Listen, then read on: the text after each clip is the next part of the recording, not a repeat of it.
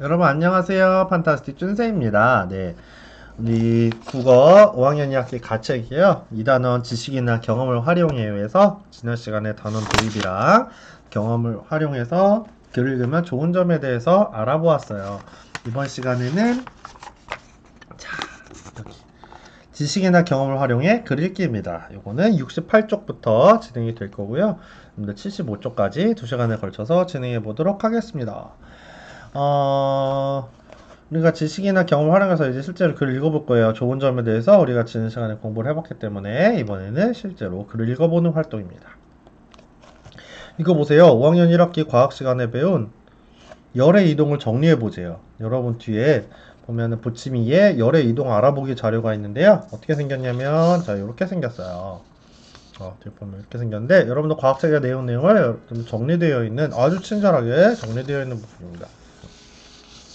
요거를 그대로 뭐 붙일 수도 없고요. 다 베꼈을 수도 없습니다. 중요한 내용만 여러분들이 간추려서 여기다가 정리를 해주세요. 네, 이거 붙이면 다 나와 있어요. 그쵸? 자료가 있기 때문에 여러분들 이거 요약해서 중요한 부분들만 정리를 해주면 되겠습니다. 잠깐 멈춰주세요. 멈추고 일단 이거부터 하세요. 다 했습니까? 안 했으면 해주시고요. 다시. 자, 2번 볼게요. 열의 이동과 냉장고를 관련지어 생각해보고 친구와 묻고 답하기를 해보세요. 냉장고한 온도가 차갑게 유지되는 것은 열의 이동과 관련이 있을까? 글쎄, 정확히 잘 모르겠는데 냉장고 안에서도 뜨거운 공기는 위로 올라가고 차가운 공기는 아래로 내려갈까? 그럴까요? 친구의 질문에 모두 답해야 되는 것은 아닙니다. 열의 이동을 냉장고를 관련시어 궁금한 점을 생각해보세요.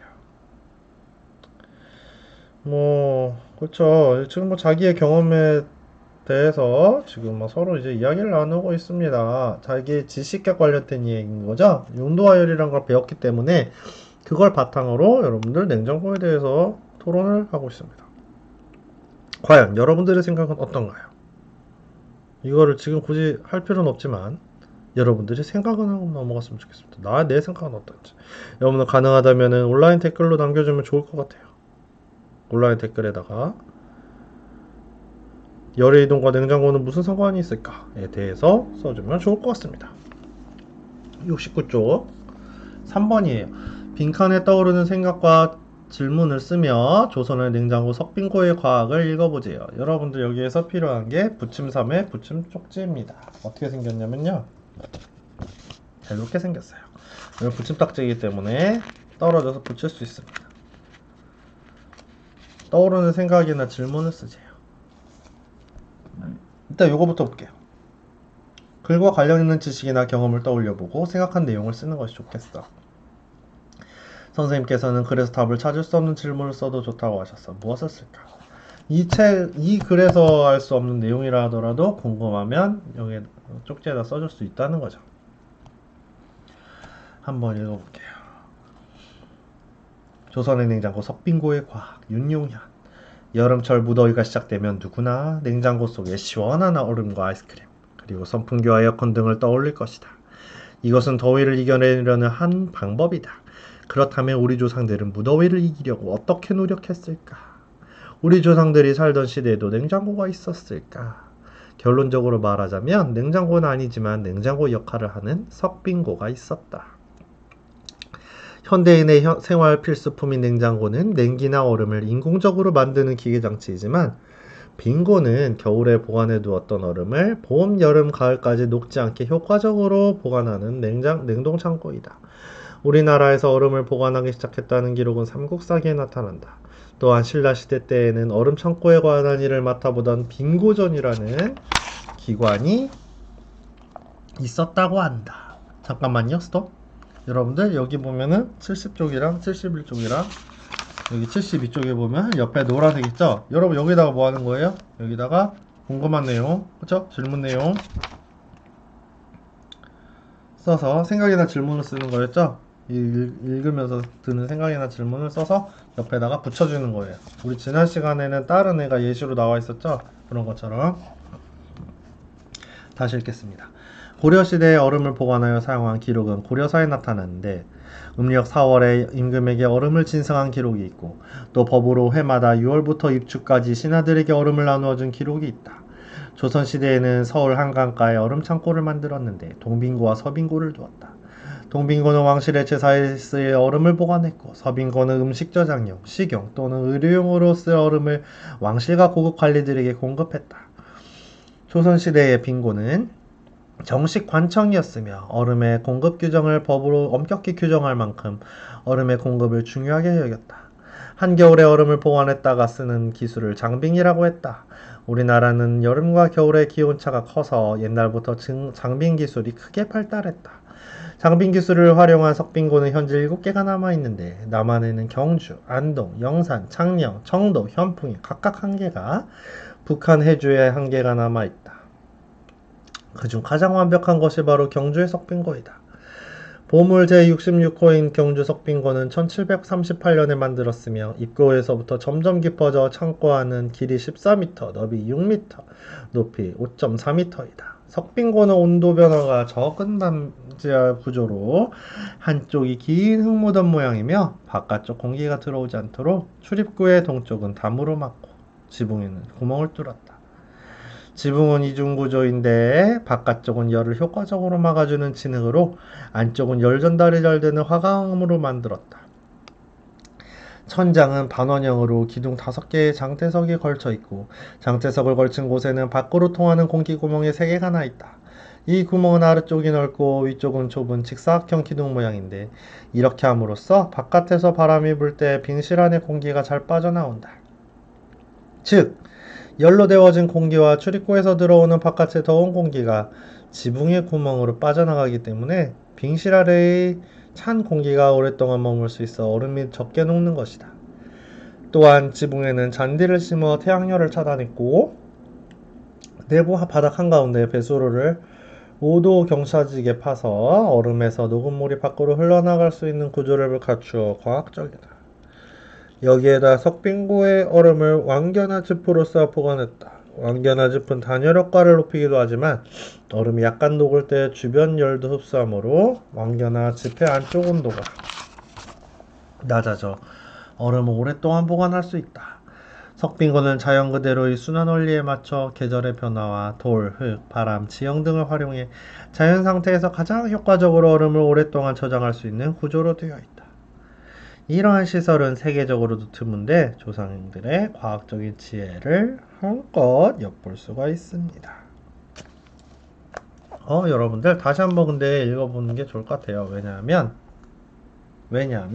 여러분들 지금 쭉 읽었기 때문에 이걸 써서 붙일 시간이 없었을 거예요. 여러분 다시 한번 눈으로 빠르게 읽어보면서 여러분들 쪽지에 궁금한 내용이거나 아니면은 뭐 생각한 점이 있으면은 써서 노란색 상자에다가 붙여주면 될 것 같습니다.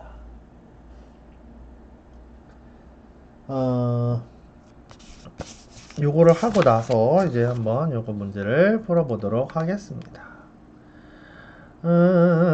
자, 여러분들 조선의 냉장고 석빙고 과학을 읽고 물음에 답해보자 그랬습니다. 자, 냉장고와 빙고는 어떤 점이 다른가요? 그랬죠? 여러분 어떤 점이 달라요?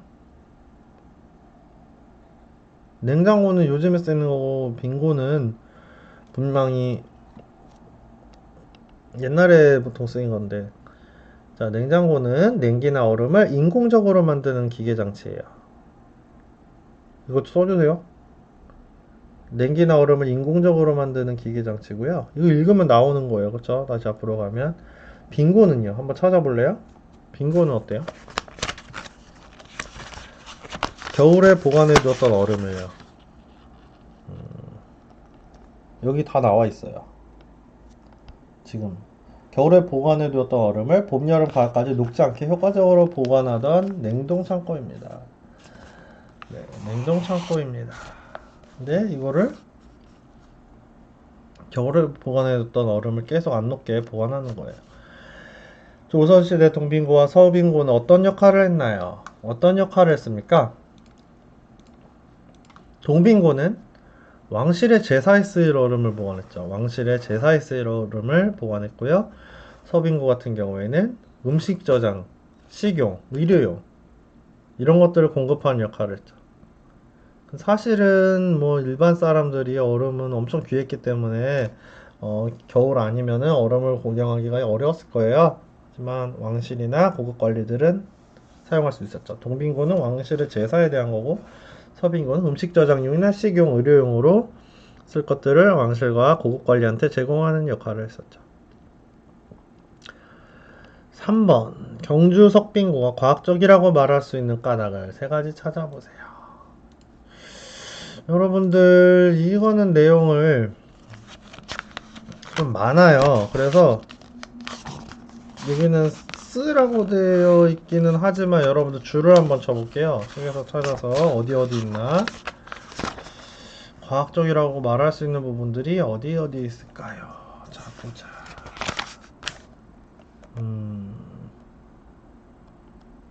한번 눈으로 쭉 보세요.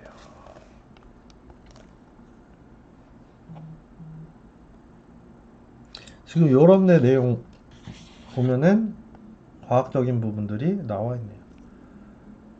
뭐 이런 거, 왕겨나 지포를 싸서 보관한 거, 그치? 그 다음에 이렇게 아래쪽이 넓고 위쪽이 좁은 직사각형 모양으로 만들어서 바깥에서 부름을 때 공기가 잘 빠져나오도록 만들었고요. 얼음이 잘 녹게 있고, 오도지에 경사를 파서 흘러나갈 수 있게 있고, 지붕에 잔디를 심어서 태양열을 차단해. 여러분 이런 부분 너무 많아요, 그쵸?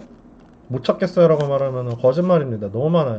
여기서 세 가지 정도 찾아서 밑줄을 그어주면 좋을 것 같습니다. 여러분들 5번 볼게요. 지식이나 경험을 활용해 글을 읽는 방법을 알아봅시다. 여러분들 보면 1에서 8을 보기의 항목에 따라서 구분을 하자고 되어 있어요.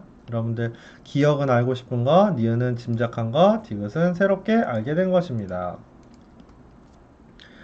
자, 한번 내용을 보세요. 조선시대에는 음식이 상하지 않도록 어떻게 보관했을까? 그거 물어보는 거죠? 알고 싶은 거예요. 그쵸? 기억. 2번 빈곤은 얼음을 보관한 창고라는 뜻인 것 같아. 싶은 거예요? 짐작한 거예요? 새롭게 안 거예요? 짐작한 거죠? 얼음을 나눠주는 법이 있었더니 신기해요. 알게 된 거예요. 그쵸? 새롭게 안 거예요. 4번 한겨울에 얼음을 보관했다 쓰는 기술이라는 부분에서 장빙이라는 낱말의 뜻을 알 수 있었어요. 그러면 새롭게 안 것이죠. 디귿입니다. 경주에 있는 석빙고에 간 적이 있어. 무덤처럼 생겼는데 어떻게 냉장고의 역할을 하는지 궁금했어. 알고 싶은 거겠네요. 그쵸? 알고 싶은 거 거예요. 그 다음에 장대석의 뜻을 국어사전에서 찾아봐야겠어. 이거는 뭔가요? 알고 싶은 거예요. 그쵸? 아직 알아보지 않았어요. 석빙고의 구조를 그림으로 설명한 자료가 있으면 좋겠어. 요거는 알고 싶은 거죠. 기억이죠? 8번 석빙고의 얼음을 왕겨나 짚에서 싸서 보관했다는 것을 알았어. 뭐예요? 짐작이에요? 새롭게 한 거예요? 새롭게 안 거죠? 여기는 디귿입니다. 네, 여러분들 요거는 별로 어렵지 않게 할 수 있었을 거예요. 74쪽입니다.